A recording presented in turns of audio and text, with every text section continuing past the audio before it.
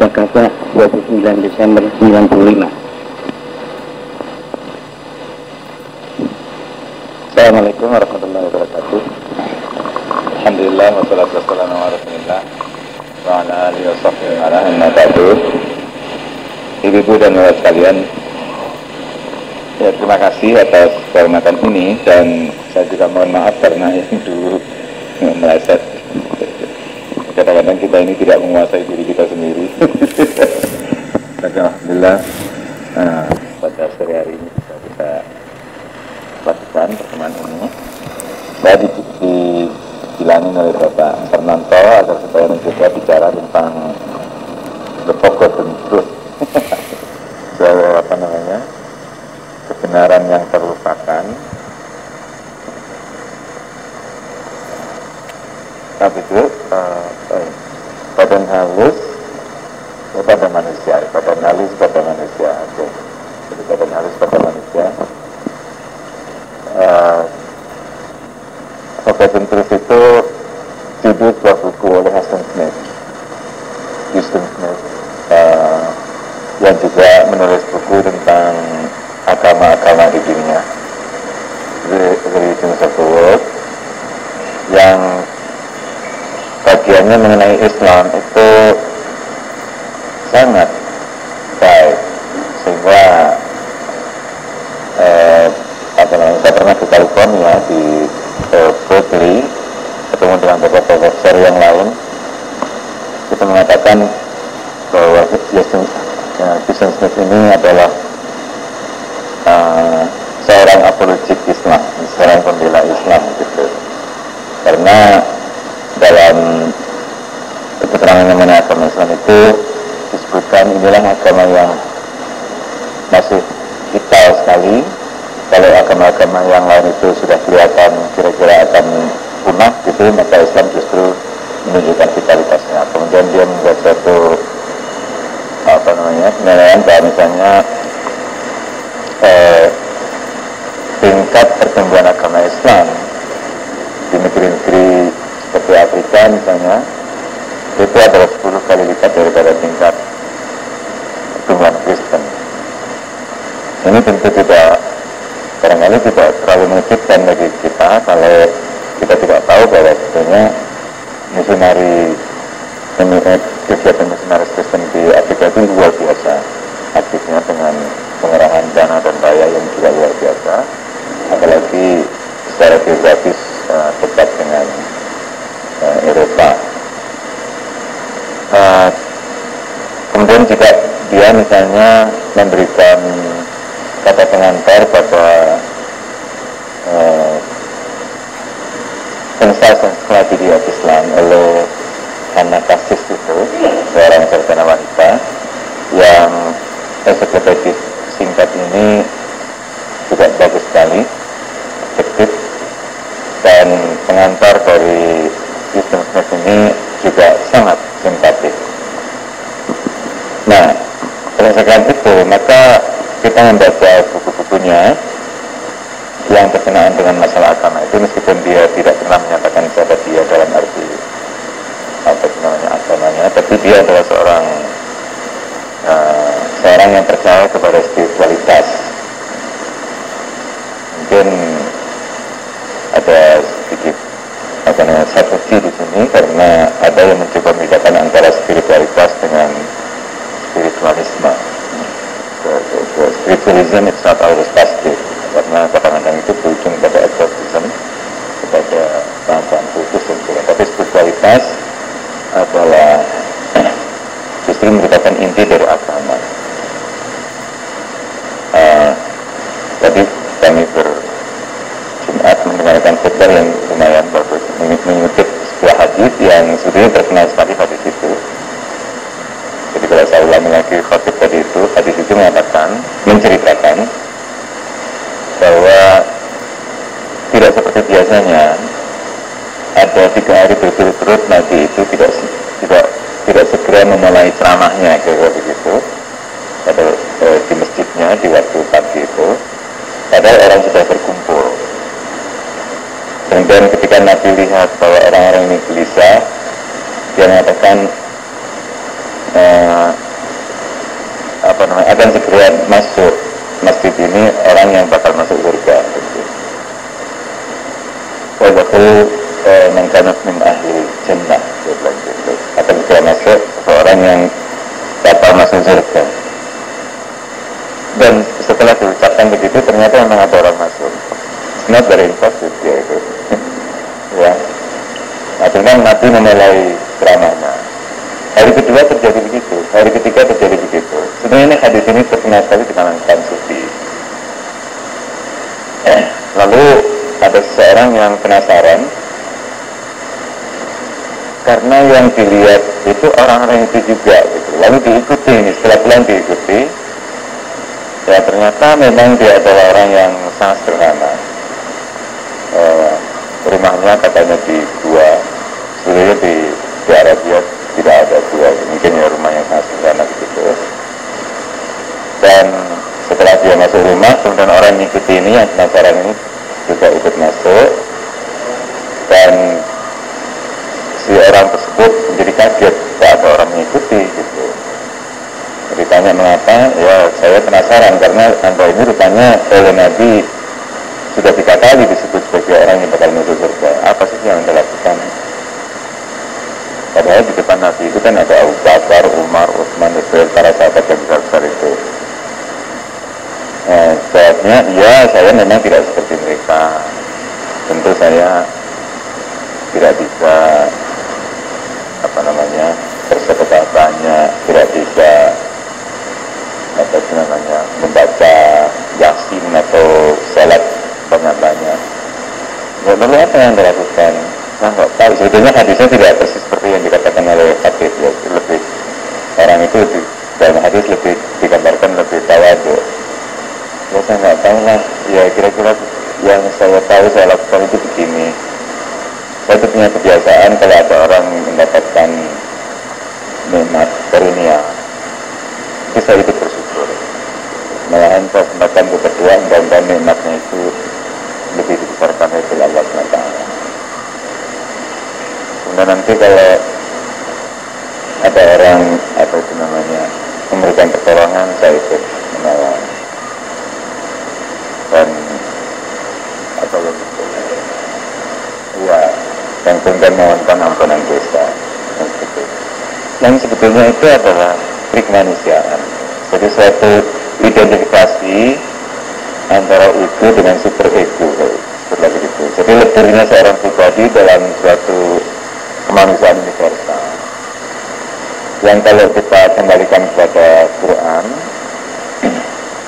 setelah Allah SWT selesai menuturkan tentang pembunuhan manusia pertama, yaitu oleh Kabil terhadap Habil, oleh Kain terhadap Abel, itu dalam bahasa Arabnya. Kemudian difirmankan begini,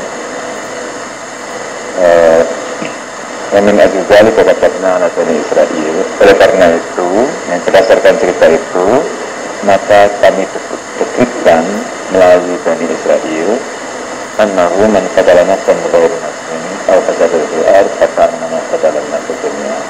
Bahwa barang siapa membunuh seseorang tanpa kejahatan pembunuhan atau tanpa kejahatan kerusakan di bumi, maka dosanya bagaikan membunuh seluruh manusia. Wa man ahyaha faka'annama ahya an-nasa jami'an.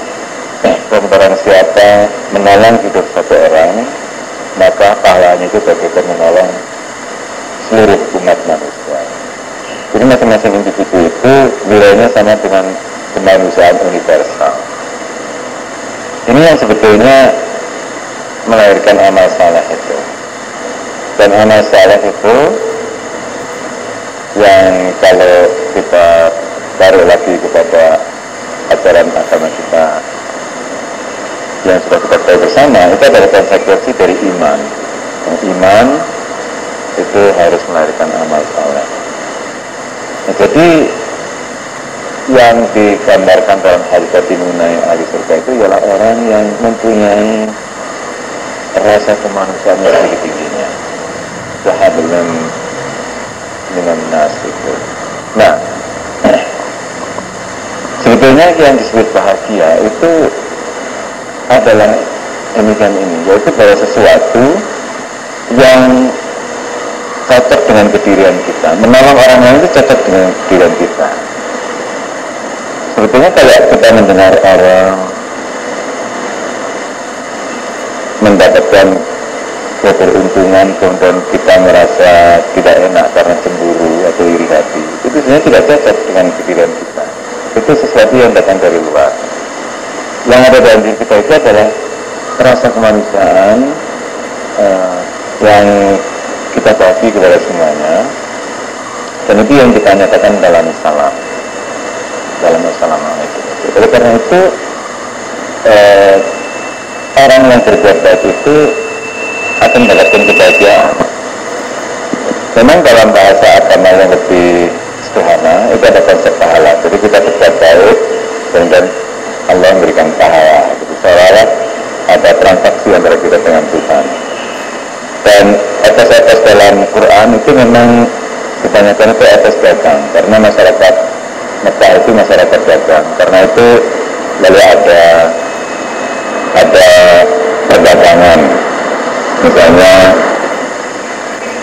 hal adillukum ala tijaratin tunjikum min adzabin alim. Maukah kamu aku tunjukkan suatu perdagangan yang akan menyelamatkan kamu dari siksa neraka. Bismillahirrahmanirrahim wa rasulihi wa rijahidina fisabilillah wa amalikum wa anfusikum. Jadi kamu beriman kepada Allah dan Rasulnya, dan kamu berjuang di jalan kebenaran dengan harta dan nyawamu. Jadi istilahnya dagang. Kemudian nanti ada orang beruntung dan ada orang merugi. Ayat tahu itu beruntung. Sebentar lagi kita lebaran, nah kita mengucapkan minal aidin wal faizin beruntung. Artinya tidak rugi. Kemudian juga nanti ada timbangan, di akhirat ada timbangan, ada mizan, jadi amal kita ditimbang, mana berat baiknya atau tak buruknya. Lalu juga misalnya ada ide mengenai kredit, ya, namanya itulah qardan hasanan yudha'af lahu. Kalau kita memberikan kredit kepada Tuhan dengan cara baik, maka akan dilipat gandakan. Jadi istilahnya juga mirip dengan bahasa itu tadi, kredit itu kard, tidak kredit. Nah, semuanya itu, saudara sekalian, kami ibu, itu merupakan sebetulnya pancaran dari kemanusiaan itu. Kemanusiaan itu begitu. Dan ini sendiri, kemanusiaan ini sendiri, ini yang disebut fitrah itu kan, kejadian asal suci yang kita tahu bersama. Tetapi dari mana fitrah ini? Dari mana orang itu kalau berbuat baik bisa merasa bahagia? Atau kalau berdoa misalnya supaya Tuhan mengabulkan doa kita iringi dengan perbuatan baik, atau kita iringi dengan perbuatan baik seperti sedekah. Sebenarnya inilah reasoning di balik gejala-gejala sosial budaya di kampung seperti selamatan itu kan. Jadi selamatan itu kan idenya itu kan dimakan pada orang miskin, bukan sesama orang kaya. Selamatan dan sebagainya itu. Nah kemudian berdoa gitu. Nah ini kembalinya kepada fitrah yang barangkali sudah sering sekali kita bicarakan. Dan fitrah itu yang artinya adalah kejadian asal, yang artinya suci itu ada sangkut pautnya dengan suatu momen dalam hidup kita, yaitu momen ketika kita mengikat perjanjian dengan Tuhan sebelum kita lahir. Nah itu ada perjanjian primordial. Nah, disebut primordial karena terjadi sebelum kita lahir. Dalam bahasa pers sekarang primordial itu negatif sekali artinya, ya. Tapi sebenarnya itu netral aja. Primordial artinya sebelum kita lahir. Nah sebelum kita lahir ini kita mengikat perjanjian dengan Allah SWT. Quran menggambarkan begini, ingatlah ketika Tuhanmu mengambil dari anak turun Adam ini, yaitu dari punggung-punggung mereka,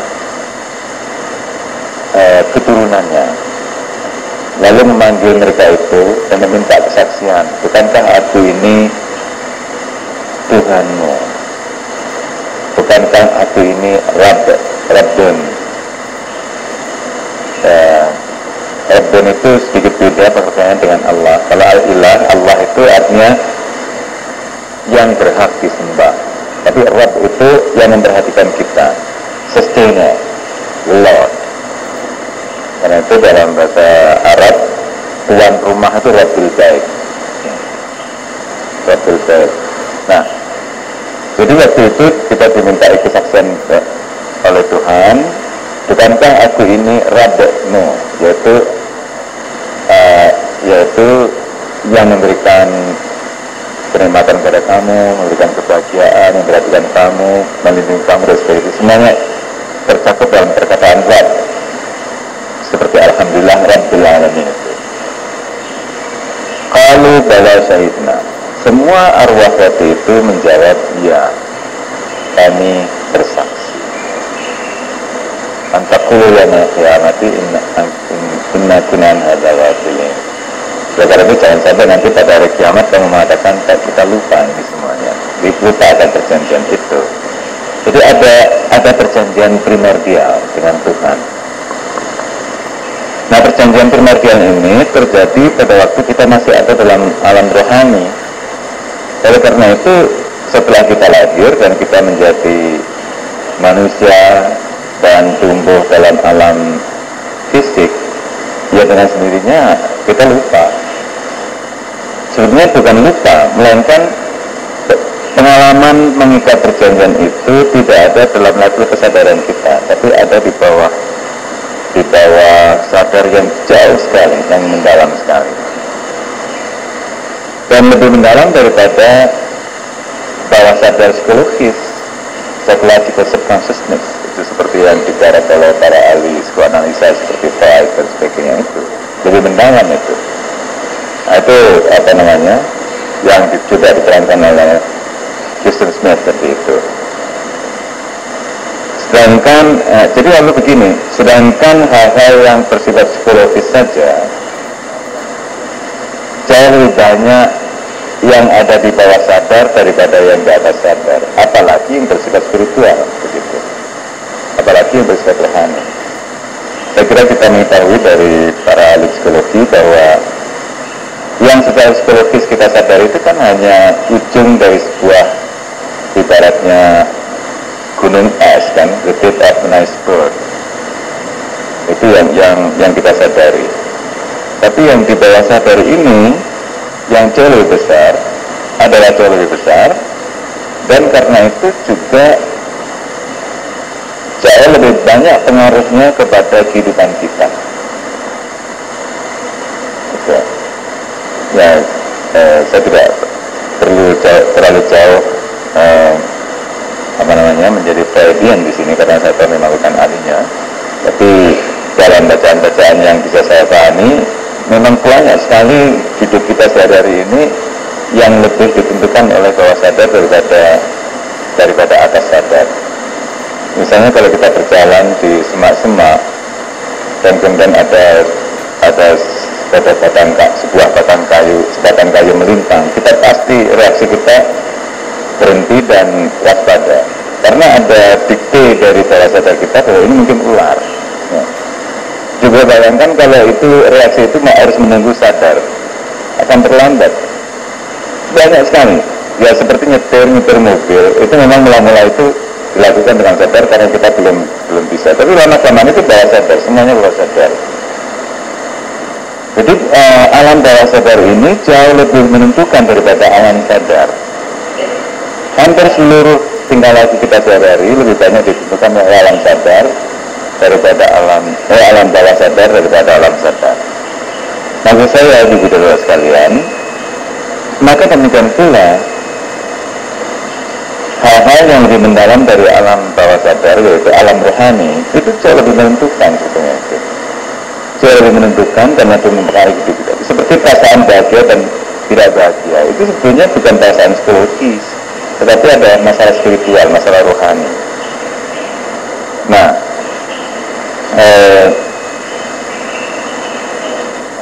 kemudian perjanjian primordial ini, tadi saya katakan itu disebut primordial karena terjadi sebelum kita lahir. ruhnya itu ialah ruh kita. Jadi ruh kita itulah, maka disebut ruhani, bersifat ruhani. Artinya bersifat ruh, bersifat spiritual. Ini ada konstruksi yang rada mudah dikenali dalam bahasa Arab. Dari ruh menjadi ruhani, dari nur menjadi ruh nurani, dari jism menjadi jismani, dari zulm menjadi zulmani. Itu ada konstruksi semacam itu. Maka disebut ruhani karena bersifat ruh. Sebagaimana untuk pengetahuan psikologis bawah sadar saja diperlukan suatu disiplin ilmu yang begitu rumit, ya psikologi, analisanya baik dan sebagainya, maka apalagi untuk mengetahui hal-hal yang bersifat spiritual, ini malahan sudah tidak lagi termasuk daerah yang bisa dikaji, dan nanti bisa diamati secara empirik modern. Tidak bisa. Dan karena itu pengetahuan kita mengenai hal itu hanya ada dari berita. Harus ada yang beritahu. Nah, itulah Nabi itu. Nabi itu artinya orang yang dapat berita. Nabi itu bahasa Arab, juga bahasa Ibrani, jadi bahasa Yahudi, yang artinya ialah orang yang mendapat berita. Berita sendiri dalam bahasa Arab itu nabaun. Nah, kalau kita baca koran bahasa Arab, lalu ada berita yang diambil dari news agencies. Nah, news agencies itu diterjemahkan dengan wakalatul amba, gitu. Wakalat itu agencies, amba news. Karena nabaun itu artinya berita, maka nabi itu artinya orang yang mendapat berita.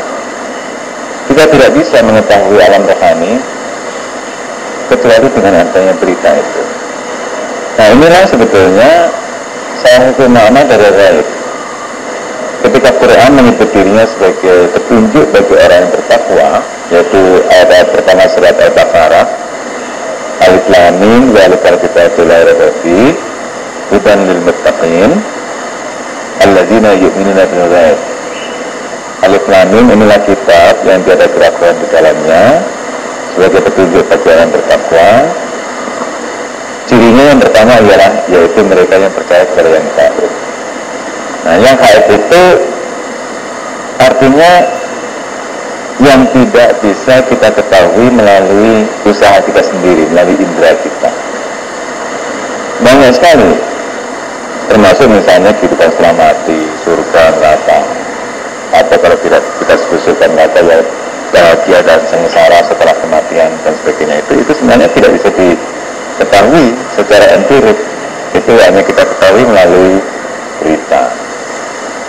Nah, sekarang itu, walaupun begitu tidak bisa dikatakan bahwa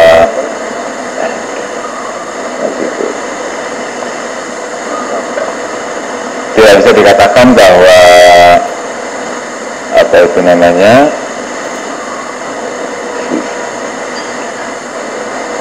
masalah ruhani itu adalah irrational gitu. Jadi irrational bukan irrational, bukan sesuatu yang tidak masuk akal, tetapi tidak terjangkau oleh akal. Itu beda. Ada yang mencoba menggunakan istilah supra-rasional, supra-rational. Jadi bukan irrational, tapi supra-rational. Nah, dalam teori yang populer di kalangan para ulama, manusia hidup melewati 3 jenjang hidayah. Pertama, begitu kita lahir dari perut ibu, maka kita bersandar kepada insting. Instinglah yang membuat kita itu survive. Namanya dalam bahasa Arab wujudan. Wujudan itu dari perkataan maujud, wujud.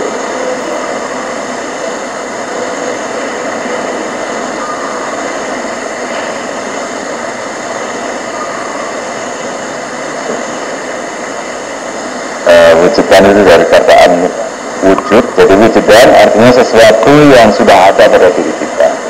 Begitu lahir kita taruhannya itu. Nah, maka kalau kita lapar, lagi lapar menangis. Siapa yang mengajari bahwa dia itu lapar dan harus menangis? Kan tidak ada. Nah, itu petunjuk dari Tuhan, dari Allah SWT. Dan kali ini kita tidak beda dengan binatang. Semua binatang begitu. Lama-kelamaan insting tidak cukup. Maka taruhan yang kedua adalah indera. Jadi indera seperti mata, penglihatan, pendengaran dan seterusnya itu mengalami perkembangan dan itu menjadi taruhan kita untuk bisa hidup dengan lebih baik. Tapi karena indera ini masih sering membuat kesalahan, maka indera pun tidak cukup. Kalau guru-guru di madrasah itu mengumpamakan begini, bagaimana salahnya indera itu. Kita lihat benda di atas itu kecil sekali, misalnya pesawat terbang itu hanya sebesar lengan. Indera mata kita kemana-mana kecil, tapi siapa yang mengoreksi itu? Nah, jika kita lihat rel kereta api yang lempeng itu ketemu, padahal tidak. Dan seterusnya, atau tongkat yang dimasukkan dalam air itu seperti bengkok, padahal tidak. Nah, yang mengoreksi itu ialah akal. Akallah yang mengatakan, oh itu tidak. Pesawat terbang di atas itu tidak sebesar lengan, tetapi tidak sebesar kereta api. Jadi artinya, indera itu masih perlu dikoreksi dengan akal. Nah kemudian ternyata meskipun dengan akal itu kita sudah lebih tinggi dari binatang, dan banyak para filsuf yang menyebut bahwa manusia adalah makhluk atau hewan yang berakal. Definisi manusia adalah hewan yang berakal atau makhluk hidup yang berakal. Tapi nampaknya akal sendiri tidak cukup, karena akal sendiri sangat banyak tergantung kepada indera tadi itu. Sesuatu yang tidak bisa ditangkap oleh indera, akal akan mencoba untuk mengingkari. Nah karena itu, untuk kelengkapan dan kesempurnaan hidup manusia, masih diperlukan hidayah yang keempat. Nah itulah agama. Yang agama itu adalah pemberitahuan, wahyu, nubuwah atau kenabian, nabaun, itu semuanya berita. Jadi diajari oleh Tuhan. Tapi pengajaran ini tidak arbitrer, tidak sewenang-wenang. Artinya ya semata-mata hanya Tuhan mau mengajari, tidak. Melainkan pengajaran ini diperlukan untuk manusia dalam rangka memenuhi perjanjiannya sendiri. Yang tadi perjanjian primordial itu, manusia tidak tahu lagi bahwa dia itu sebenarnya terikat perjanjian dengan Tuhan. Tiba-tiba saja dia merasa, kok saya tidak bisa bahagia, kok bisa bahagia. Karena apa ini? Apa sebabnya? Nah itulah dikasih tahu oleh Tuhan. Kamu merasa seperti ini dan itu, yaitu yang menyangkut masalah bahagia dan secara itu ialah karena ada sesuatu yang masih belum kamu penuhi atau yang masih belum kamu sadari, yaitu perjanjian dengan Tuhan. Nah karena itu agama itu perjanjian dengan Allah SWT. Perjanjian yang merupakan kelanjutan dari perjanjian primordial tadi itu. Dan karena perjanjian primordial tadi itu merupakan peristiwa yang menyangkut ruh kita, maka agama pun memang lebih banyak mengurus rohani. Jadi urusan utama itu memang rohani. Nanti masalah-masalah yang lain seperti peradaban, seperti bahkan politik dan sebagainya itu adalah limpahan. Itu namanya faid dalam bahasa Arabnya. Itu faidun itu artinya limpahan, melimpah ke yang lain itu. Seolah merupakan semacam aspek konsekuensial, jadi konsekuensi aspek dari yang rohani itu. Semuanya dimulai dengan rohani. Nah, yang tadi sudah saya katakan bahwa yang rohani itu adalah jauh lebih tersamar daripada psikologi. daripada nafas. Kalau hanya psikologi itu dalam bahasa Arabnya nafsani, nafsun jadi nafsani. Ilmu psikologi dalam bahasa Arab itu ilmu nafas, bukan ilmu ruh, bukan ilmu rohani. Nah, sekalian yang berikut,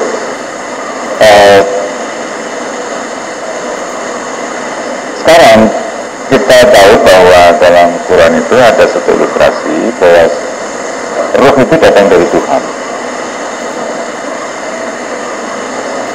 Ada ada sepertinya ada sedikit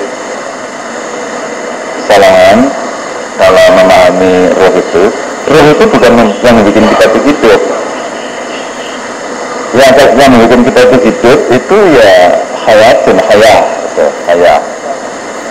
Sebab kalau soal hidup, kita itu tidak begitu jauh beda dengan tumbuh-tumbuhan, bahkan persis sama dengan binatang. Kita hidup itu secara biologis itu sama levelnya dengan binatang. Tapi yang membuat kita itu lebih tinggi dari binatang ialah karena kita punya ruh.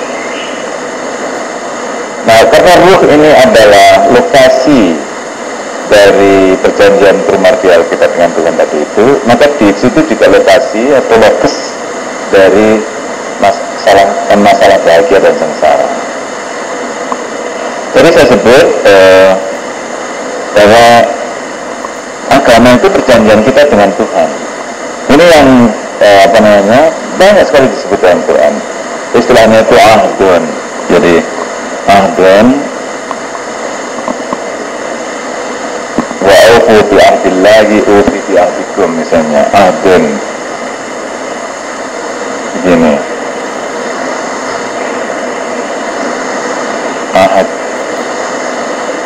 ahdun wa aufu bi ahdi ufi bi ahdikum, penuhilah perjanjianku maka aku pun akan memenuhi perjanjianmu.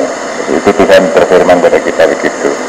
Nah, perjanjian kita dengan Tuhan apa? Jadi tadi kita menyembah kepada Allah yang kemudian wujud horizontalnya ya berbuat baik pada sama manusia. Kadang-kadang disebut nifak. Nifak ini semacam piagam. Jadi charter. Itu terikat oleh suatu charter dengan Tuhan. Barangkali kalau ada ibu sudah tahu ada istilah nifakul Madinah. Itu artinya piagam Madinah yang sering dikutip oleh para ahli ilmu politik Islam sebagai konstitusi pertama dalam sejarah umat manusia. Ini semacam piagam. Nah, misalnya ketika Bani Israel atau anak turun Israel, yaitu anak turun Yakub, menerima perintah yang 10, the Ten Commandments, itu disebut sebagai nifak, sebagai piagam antara Allah dan Bani Israel. Wa il akhadallahu mitsaqa Bani Israel, dan seterusnya itu. Ingatlah ketika Allah membuat piagam perjanjian dengan Bani Israel yang wujudnya adalah the Ten Commandments yang disebut Taurat. Taurat itu artinya hukum. Karena wujud konkret dari the Ten Commandments itu adalah hukum. Maka dari itu agama yang dibawa Nabi Musa dulu namanya bukan Yahudi. Nabi Musa sendiri tidak menamakan agamanya Yahudi. Hanya nanti dalam perkembangan lebih lanjut ketika orang-orang Bani Israel ini berhasil mendirikan kerajaan di Kanaan, Palestina Selatan, yang namanya Judea, dan diberi nama menurut nama salah satu suku Bani Israel itu ada 12 sesuai dengan jumlah anaknya Yakub. Yakub itulah Israel, dan Israel itu artinya hamba Allah, itu gelar artinya Yakub. Lalu sukunya itu menjadi 12. Nah, salah satu suku itu namanya Judea, sama dengan nama salah seorang anak Yakub namanya Yahuda. Jadi Yahuda, lalu Yahudia, lalu Yahudi. Nah, jadi nama Yahudi itu sebenarnya misnomer, sedikit misnomer itu penamaan keseluruhan oleh sebagian. Nah, agama yang sekarang disebut agama Kristen misalnya, itu juga sebetulnya namanya dulu bukan agama Kristen. Nabi Isa tidak menyebut dirinya sebagai orang yang bawa agama Kristen atau Nasrani. Perkataan Nasrani sendiri dinisbatkan kepada Nazaret, yaitu tempat kelahiran Nabi Isa. Jadi apa itu namanya? Karena yang membawa itu orang dari Nazaret, maka nama agamanya menjadi agama Nazaret gitu. Nah kemudian karena ketentuan bahasa lalu menjadi Nasrani. Nazaret menjadi Nasrani. Nah agama-agama lain itu juga dinamakan menurut nama-nama yang bersifat historis sosiologis, seperti agama Hindu ya karena berasal dari lembah sungai Indus gitu. Nah, Indus itu kan bahasa Yunani artinya air, dan konon yang sebetulnya pertama kali menamakan agamanya itu Hindu, itu orang Arab gitu. Orang Hindu sendiri tidak menamakan agamanya agama Hindu, tapi agama Brahman ya, agama Brahman. Kemudian agama Buddha dinamakan menurut pendirinya atau menurut tingkat perkembangan spiritual dari gurunya ya. Gautama itu yang setelah mencapai tingkat spiritual yang sangat tinggi disebut Buddha, maka agamanya disebut Buddhisme atau agama Buddha. Nah begitu nama-nama agama itu. Nah sebetulnya semua agama itu karena merupakan ajaran tentang bagaimana manusia memenuhi perjanjiannya sendiri, yaitu tunduk pada Tuhan, maka nama agama itu sebenarnya Islam. Islam itulah yang artinya tunduk pada Allah itu, pasrah pada Allah itu. Ini. Dan karena memang ini ada kesambut kaitan dengan perjanjian, maka memang sangkut kaitannya yang utama itu dengan rohani. Oleh karena itu Nabi dalam hadis yang dikutip oleh khatib tadi itu sebetulnya ada sedikit sindiran itu. Di depannya itu para sahabat yang hebat sekali, atau yang jenderal perang atau segini macam-macam, tapi Nabi diem saja. Tunggulah ini akan ada orang yang bakal masuk surga masuk. Ternyata orangnya sederhana sekali. Artinya sindiran pada orang itu bahwa akhirnya agama itu adalah ruhani, adalah persoalan ruh, persoalan yang paling mendalam dari diri manusia. Nah, perkataan ruh sendiri, bahasanya Ibu, memang diulang-ulang dalam Al-Quran. Salah satu ilustrasinya ialah bahwa Allah itu menciptakan manusia itu tahap demi tahap, semenjak dari berkumpulnya ayah dan ibu, lalu dikandung oleh ibu dan seterusnya. Lalu nanti akan ada setelah sampai tahap tertentu dilukiskan manafakah fihi min ruhihi, dan Allah pun meniupkan ke dalamnya dari ruhnya, bukan ruhnya Allah yang ditiupkan, tapi dari ruhnya. Oleh karena itu, karena adanya ruh dari Allah ini, maka manusia itu adalah makhluk ilahi. Istilahnya itu mempunyai unsur lahut, yaitu keilahian, lahut ke sini.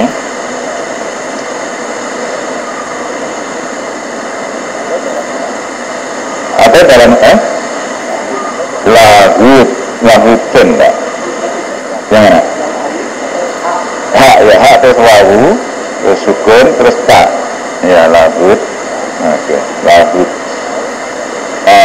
Selain ada unsur kemanusiaan itu sendiri, nasud namanya. Nah, dari insan, nasud. Nah, lahut itu dari ilah. Nasudun. Nasud.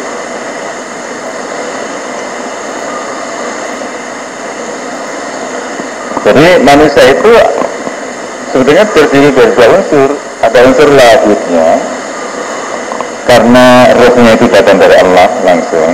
Ada unsur nasudnya, kira-kira yang lebih mengarah kepada aspek biologis manusia, itu nasud. Oleh karena itu manusia itu adalah teomorfis, istilahnya teomorfisme itu artinya seperti Tuhan.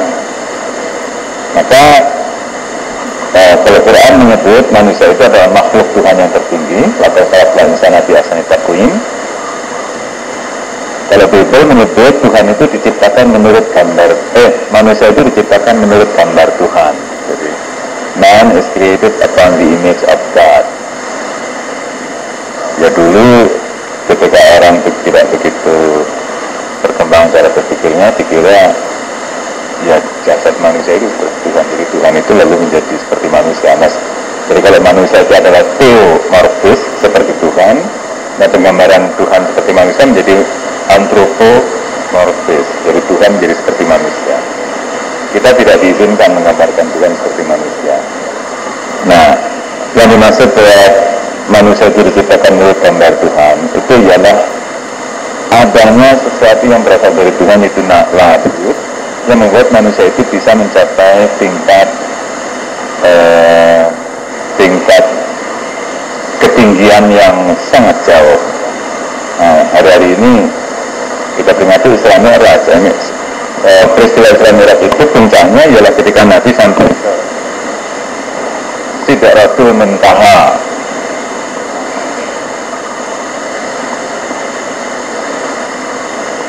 Jadi saya kira ini juga masalah rohani. Sidratul Muntaha ini istilah yang datang dari Quran sendiri. Nah, Sidratul Muntaha itu apa? Sidra itu artinya pohon sidra, yaitu lotus padang pasir. Sama dengan agama Buddha, lotus itu menjadi lambang wisdom. Kalau dalam agama Buddha ada lotus sutra, maka dalam agama Islam karena Timur Tengah itu ada pohon sidra. Cuma kalau lotus sutra itu lotus air, kalau karena di padang pasir jadi susah air, maka lotusnya adalah lotus padang pasir, itu namanya sidra. Muntaha yang terakhir, jadi Sidratul Muntaha adalah pohon sidra yang penghabisan. Karena ini adalah lambang wisdom, maka Sidratul Muntaha sebetulnya adalah lambang dari wisdom yang tertinggi, yang tidak ada lagi wisdom setelah itu, tidak ada lagi kearifan setelah itu. Oleh karena itu Nabi kita Muhammad SAW adalah orang yang dari segi rohaninya itu sudah sampai kepada tingkat yang paling tinggi. Kalau ada ibu iseng-iseng mendengarkan uraian Isra Mi'raj di masjid-masjid di kampung, yaitu ilustrasi-ilustrasi yang diberikan oleh ustaz-ustaz itu memang ilustrasinya sangat sensual, sangat fisikal. Seperti misalnya Nabi bersama dengan Jibril mengendarai kendaraan, kemudian sampai langit pertama, Jibril mengetok pintu, gitu kan, mohon izin masuk. Lalu malaikat penjaga mengatakan, nggak bisa masuk kamu. Ya masa, saya kan bersama Muhammad, gitu. Oh, kalau karena bersama Muhammad boleh. Begitu terus kan, sampai langit ke-7. Nah, masuk Sidratul Muntaha itu Jibril nggak boleh masuk, hanya Muhammad yang bisa. Jadi kan simbolisasi bahwa Muhammad itu wisdomnya lebih tinggi dari Jibril, karena dia adalah ahsanu taqwim, ya, jadi puncak dari makhluk Allah itu, dan itu rohani, rohnya. Nanti di surga itu seperti dalam surat Al-Waqiah, di Al-Waqiah itu ada gambaran di surga nanti kita akan berdiam di suatu taman. Nah, di situ banyak pohon sidra, di sidrin makdudin wadahin mandudin dan sebagainya. Di bawah pohon-pohon sidra yang rindang dan seterusnya, dan buah-buahnya tidak pernah habis. Ya, tafsiran awam ya memang gambarnya adalah taman di mana ada pohon-pohon sidra, tapi sebetulnya dalam tafsiran kesufian atau falsafah, sidra di situ artinya wisdom. Di surga nanti itu kita mencapai wisdom yang tertinggi, mencapai kearifan yang tertinggi, dan itu adalah spiritual development kita, ruh kita itu. Nah, sekarang Nabi itu karena tadi sudah saya katakan bahwa ruh itu non-empirical, ya memang tidak bisa dibuktikan. Namun tidak berarti tidak masuk akal, tidak berarti irrational.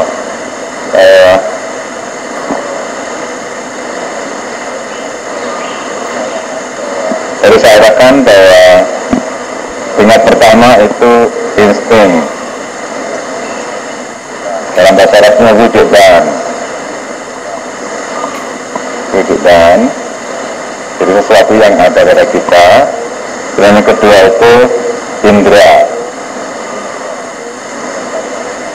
dalam bahasa Arabnya his atau hawas, hisun. Kemudian yang ketiga itu akal.